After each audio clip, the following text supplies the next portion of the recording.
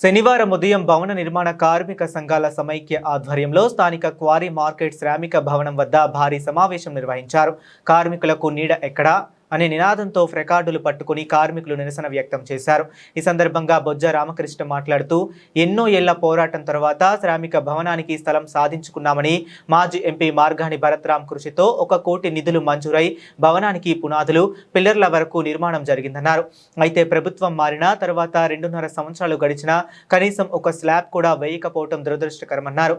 ఈ కార్యక్రమంలో board centring workers trade union అధ్యక్షుడు సుంకర వెంకటేశ్వరరావు, కార్యదర్శి మీసాల గణేష్ కుమార్, సూర్యచంద్రరావు, రవి, తాటిపూడి వినాయకరావు తదితరులు కార్మిక సంఘాల నాయకులు, సభ్యులు పెద్ద సంఖ్యలో పాల్గొన్నారు. జరుగుతున్నది. అదే విధంగా వేళ పెట్టడం జరిగింది.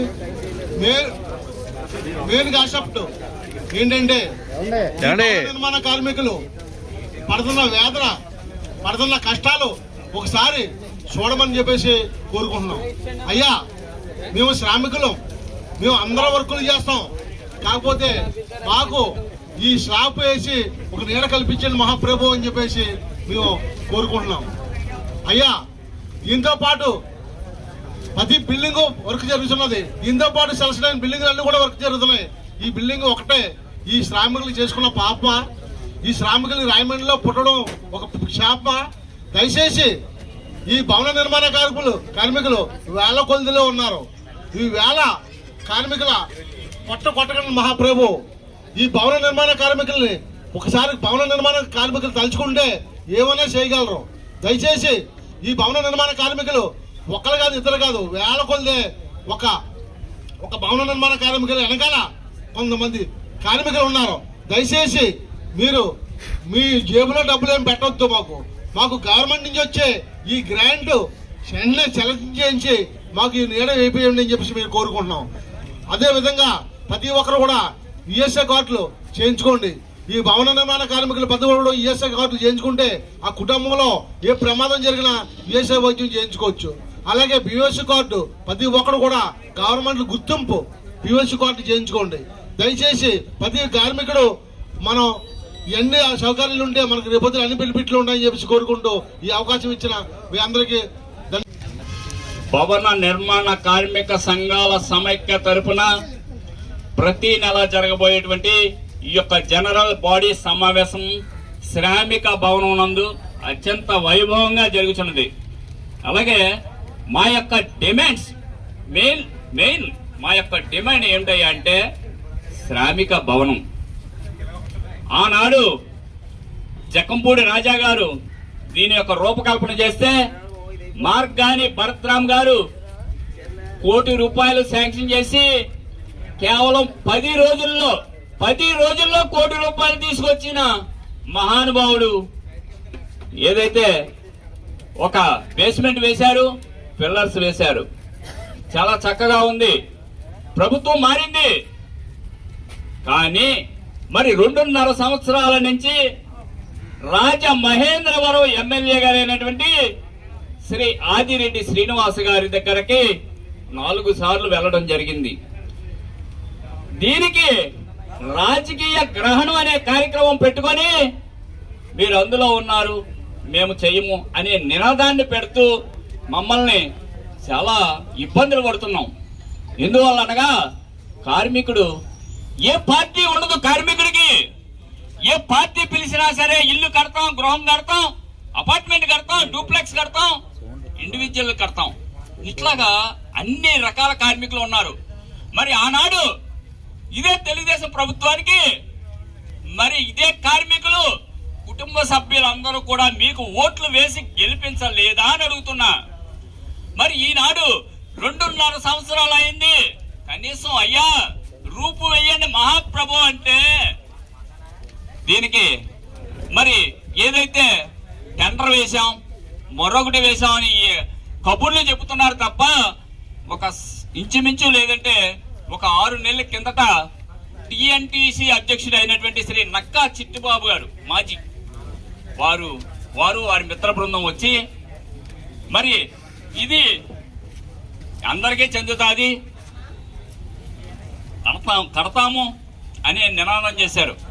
తర్వాత రాజమహేంద్రవరం ఎమ్మెల్యే గారు శ్రీ ఆదిరెడ్డి శ్రీనివాస్ గారు సుమారుగా 2 నెలలు అయిందండి వచ్చి, వారు కూడా కడతాము అండమే తప్ప మరి ఏ విధంగానూ కూడా మాకు స్పందన లేదు. అయ్యా మేము ఒకటి అడుగుతున్నా, ఎప్పుడు కూడా మరి రాజకీయ గ్రహణం ఏంటో మాకైతే అర్థం అవట్లా. అలాగని మరి పోలవరం ప్రాజెక్టు కట్టారు, ఎంతో మంది ముఖ్యమంత్రులు మారారు, పోలవరం ప్రాజెక్టు ఆగిపోయిందా? అది కడవరకు వెళ్తుంది కదా.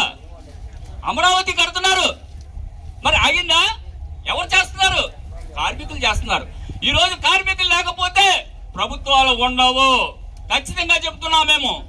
కానీ మరి ఏ విధంగా మాకు అర్థం అవట్లా. ఈ రోజు ఒక స్లాబ్ వేయడానికి ఇన్ని బాధలు పడుతున్నారే. ఇదే క్వారీ మార్కెట్ సెంటర్ లో 5 యూనిట్లకి శాంక్షన్ చేశారు మీరు. అయ్యా మనుషుల కన్నా హీనం అయిపోయినాయా కుక్కలు? కుక్కల కన్నా హీనం అయిపోయామా మనుషులు? 50 లక్షలు కట్టి మీరు కుక్కల నిమిత్తం ఈ పక్కనే కట్టారు. ఈ శ్రామిక భవనం కనబట్టలేదా? మాట్లాడితే కూలిపోతుంది అంటున్నారు, ఇరిగిపోతుంది అంటున్నారు. అయ్యా డిమార్ట్ ఎలా కట్టారు? ఇరిగిపోయిందా? అన్నా క్యాంటీన్ ఎలా కట్టారు? ఇరిగిపోయిందా? బీజేపీ ఆఫీస్ 4 ఫ్లోర్లు వేశారు, కూలిపోయిందా? ఏమి సార్ ఇది? ఒక కార్మికుడికి ఒక నీడ మహానుభావ అంటే దానికి ఇంకా శాంక్షన్ రావాలి, ఇంకా చెయ్యాలి. ఈ మధ్య మరొకటి వేశారు, ఎంపీ నిధుల నుంచి రావాలంటున్నారు. సార్ ఎంపీ భరత్ గారు, మార్గాని భరత్ గారు కేవలం 10 రోజుల్లో ₹1 కోటి తీసుకొచ్చి శాంక్షన్ చేశారే. ఇప్పటికి 2.5 సంవత్సరాల నుంచి మీకు కనబడలేదా? ఏం సార్ ఇది? ఏమిటి ఈ బాధలు? ఇదే కమిషనర్ గారు, మున్సిపల్ కమిషనర్ గారు వచ్చారు, ఇదిగోండి వారు చెక్ చేశారు. ఈయన చెక్ చేసి అన్నాలైంది, 8 నెలలు అవుతుంది, ఇప్పటికీ ఇంకా అవ్వలేదా? అలాగే మరొక మిత్రులు మరి ఎన్నో సార్లు మేము ఈ యొక్క ఏదైతే మున్సిపల్ ఆఫీస్ మేము ఇవ్వడం జరిగింది. ఈ మున్సిపల్ ఆఫీసులో పరిష్కార వేదిక అనేది కూడా, అలాగే ఈ మధ్యకాలంలో ఎగ్జిక్యూటివ్ ఇంజనీర్ గారి దగ్గరికి వెళ్ళా, వారికి కూడా మున్సిపల్ ఆఫీసులో మేము పెట్టాం. ఏదైతే సోమవారం పెడుతున్నారో దానికి కూడా ఇస్తే వారు మీరు పెట్టకండి, 35 లక్షలు శాంక్షన్ అయిందని వారు కళకడిగా చెప్పారు. 35 లక్షల్లో ఒక స్లాబ్ అయిందా మీరు? ఏమైంది సార్?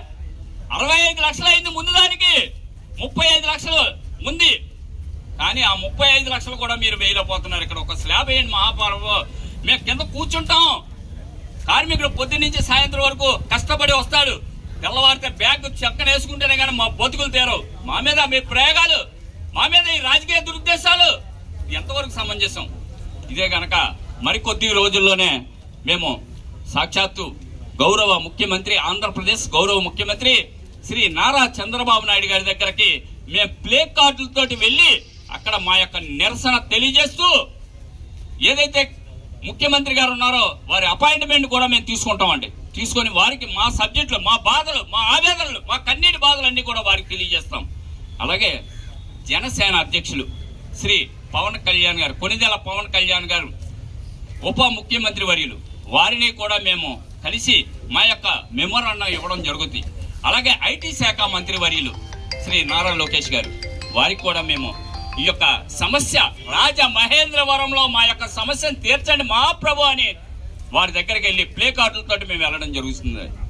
ఈ రకంగా మేమందరం కూడా మేము ఖచ్చితంగా వెళ్ళి తీరుతామండి. అమరావతి ఎప్పుడు వెళ్తున్నాం అనేది కూడా ఎవరికి చెప్పమండి, ఎందుకంటే అవసరం చేస్తారు మాకు తెలుసండి అది. అందువల్ల మేము అది కూడా ఇంటిమేట్ అవ్వం ఎవరికి.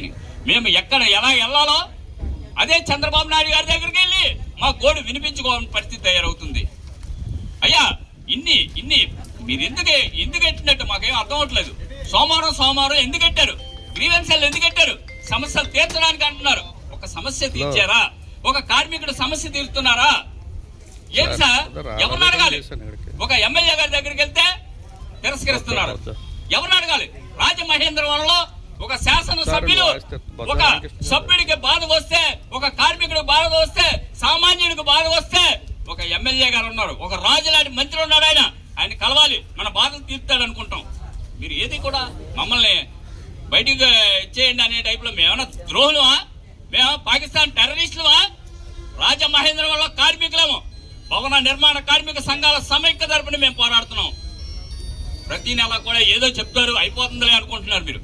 వారానికి ఒక్కసారి నిరసన కార్యక్రమాలు మొదలు పెట్టబోతున్నామని ఈ సందర్భంగా తెలియజేస్తున్నాం. అలాగే మిత్రులు మరి ఇప్పుడు ఇదిగోండి 16 యూనియన్లకి శాంక్షన్ అయింది సెలక్షన్. 16 యూనియన్లకి, మా దగ్గర 10 యూనియన్లు ఉన్నాయి. మిగతా 6 యూనియన్లు మీరు పెట్టుకోండి, మేము కాదంటలేదు కదా. ఒక ఆయన వచ్చి అంటాడు ఒక గది కడతారండి, ఇది స్లాబ్ వేసేస్తారండి, ఆ గదిలో మీరు అందరూ సామాన్లు పెట్టుకోండి. ఏం సార్ ఏం మాట్లాడుతున్నారు మీరు, ఏం మాట్లాడుతున్నారు?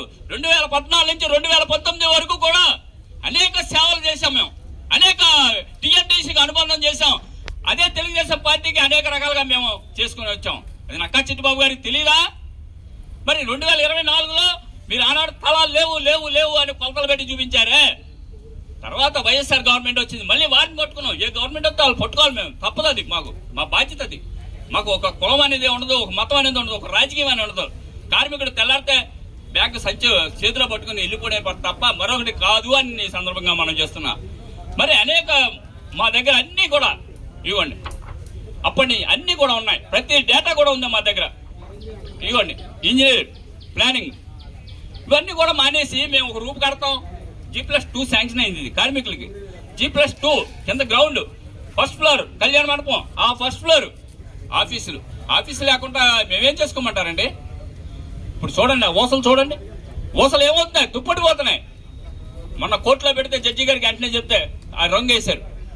ఏం సార్ ఎన్నాళ్ళు ఎక్కడ ఉన్నాం మనం? ఆంధ్రప్రదేశ్లో ఉన్నావా, రాజమండ్రిలో ఉన్నావా? కార్మికుల ఆవేదన పట్టించుకోండి, కార్మికుల బాధ పట్టించుకోండి. కార్మికుడు రేపు రాబోయే రోజుల్లో కార్మికుడి ద్వారా మీకు మేలు అనేకమైన జరగబోతున్నాయి. ఒక కార్మికుడి ఇంట్లో 4 ఓట్లు ఉన్నాయి. ఇవన్నీ కూడా ఏమవుతాయి ఒకసారి ఆలోచించండి.